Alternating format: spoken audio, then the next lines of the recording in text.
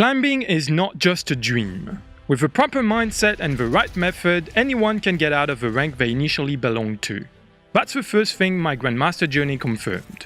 In this video, I will summarize my journey so far looking back at my stats for Season 14. What I have accomplished, how did I do it, and what I have learned, but also what are the challenges to come and how I plan to keep improving and ranking up in Season 15. So let's jump into it.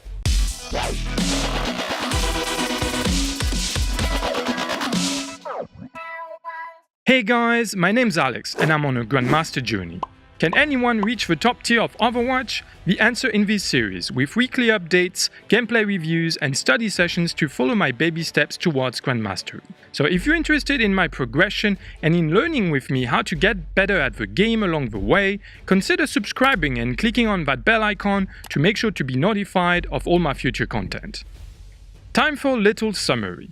Season 14 has ended, and after 50 consecutive days of training and practice and 270 competitive games, I ended up with a final SR of 1934. Almost 600 SR above my Season 13 final SR. Not too bad for a legit bronze player, don't you think?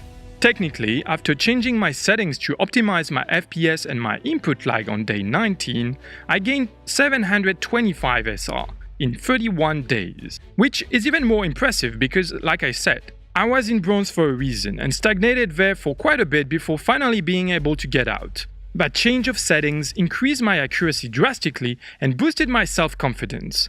But that is not the only reason why I climbed out of bronze, as I explained in my previous journey update video.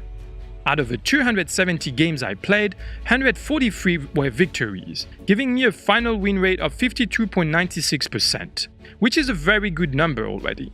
But much better is my win rate after the change of settings, 57.58%, and that is an impressive one, confirming that I've reached a level of knowledge high enough to outplay my peers in bronze and low silver, as long as I had the mechanical skills, or in this case the settings, to support me.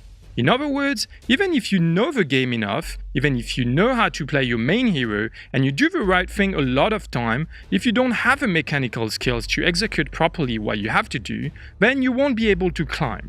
Can people climb without game sense and positioning, without knowing much about the game, just with amazing raw skills? Yes. Can people climb with amazing game sense and positioning and no skills at all? No.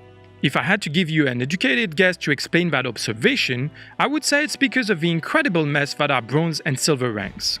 I can talk for high silver, gold and above, as I haven't experienced those ranks yet, but I can tell you that victories in bronze and silver rely almost completely on how good are the DPS.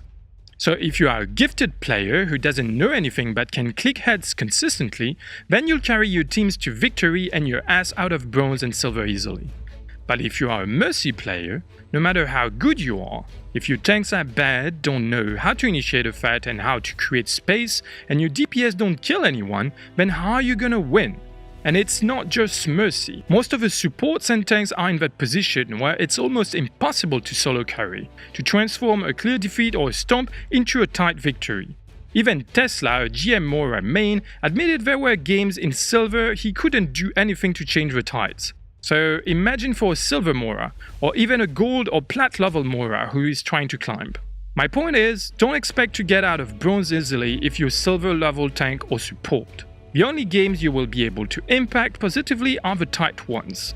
According to my stats this season, 46% of my games were stomps. Almost half of them. This is insane! It means that for almost half of my games, the result was practically decided before the match started. There was very little the losing team could have done to win. On the other side, 54% of my games were real fights, and depending on my performance, the result would be affected significantly. Playing really well and we would reach victory.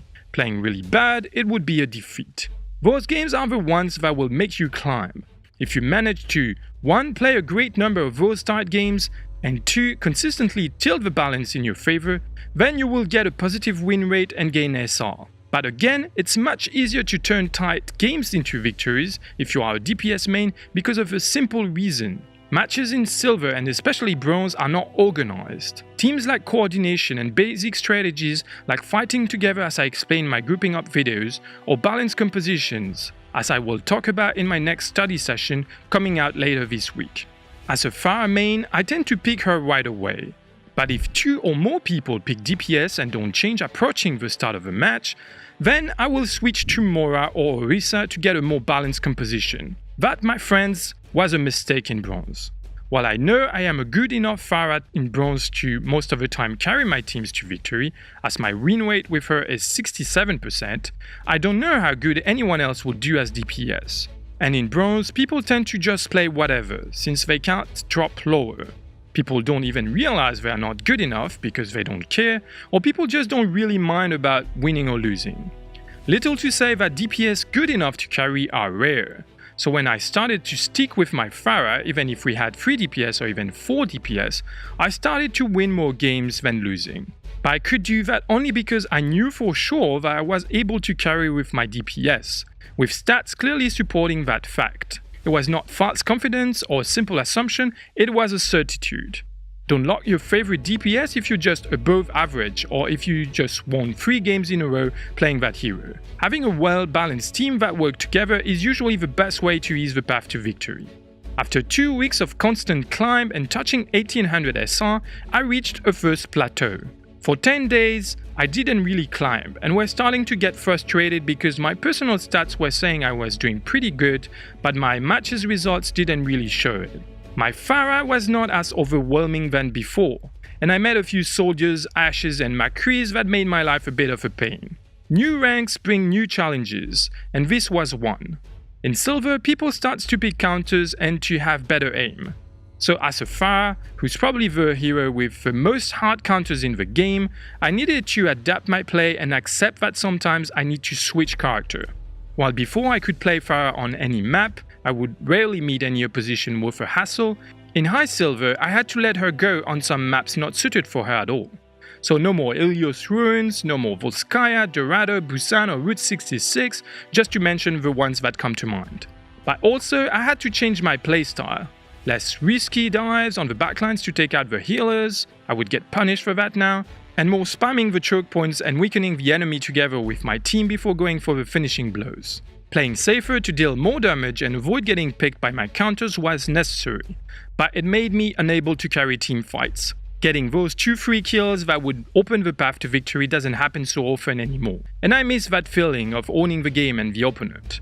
The consequence of this inability to make a real difference pushed me to play more Orisa and Moira. As I said, if you're not very confident that you can carry, better leaving the DPS to others who might. I still play Pharah a lot, but after reaching 1800 my win rate with her dropped to 58%. Not enough for me to be overly confident. So I would pick her only on maps that I really own and when other players don't go for DPS right away. This also meant I had to improve my Moira. Again, my plays in bronze were sometimes great, but I was overly aggressive and not playing as a team player.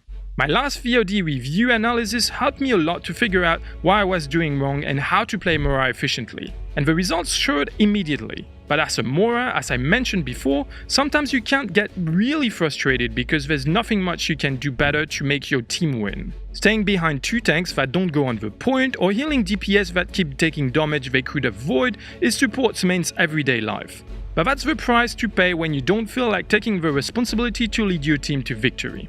Leading is actually something I'm looking forward to. Hopefully I will reach gold rank in season 15. And one of my main goals in these 2 months is to start learning shot calling. Communication is a key element in Overwatch, but at low ranks and on my servers, it's rarely a thing. But I believe having a decent shot caller in a team improves the chances to win. So when I'll reach mid gold, I will start learning how to do it properly. High silver and gold players start to play more often as teams. Thus, I will try to adapt my style furthermore in that sense. Making more use of my healers, for example, instead of going for health pack as Pharah, timing my dives with my tank's initiation, or trying to coordinate my ults with my teammates. Also, I still need to improve my kill feed reading, and I will start a dedicated training to fasten up the process. I will talk about it in another video whenever I have a results to show you. But I already noticed that my awareness and ability to disengage have increased because I'm always focused on not dying and fighting together with my team in order to increase our chances to win the match. In terms of training, I will roughly keep my schedule this season.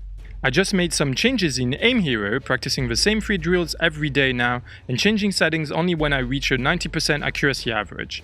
And also, my Anabots training continues, with some small changes in the settings to better show the improvements that I make. I will talk in length about training in a different video whenever results are showing.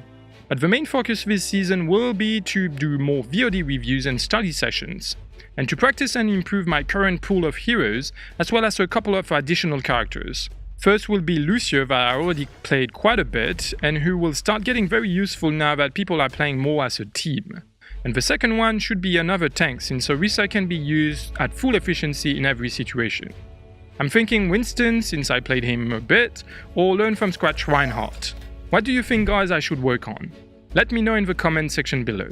Also, I will talk about Baptiste, his possible usefulness at low ranks, and if I should play him or not in my next video. And that would be it for today. As usual, if you saw any huge blunder in my gameplay, don't hesitate to point it out in the comments below. I'm always eager to learn and improve, and your help in these past 2 months has been wonderful. Thank you to everyone who gave me feedbacks, advice and tips on the channel and the forums. It helped a lot. I'm very grateful. Also, if you enjoyed the video, make sure to leave it a like. It helps me know that I'm on the right track with this series. And if you haven't done it already, consider subscribing and hit that bell icon to follow my journey to Grandmastery and be notified of all my new content. And here is the most helpful comment of the last video. Thank you so much for watching, and as always, remember losties, losers not your mind. Tip of the day. When reaching a plateau, play less games and study more. Watching your own gameplay is essential to figure out what changed and why you are not performing as well as before. Look for the reasons of your deaths and find things you could have done to avoid them.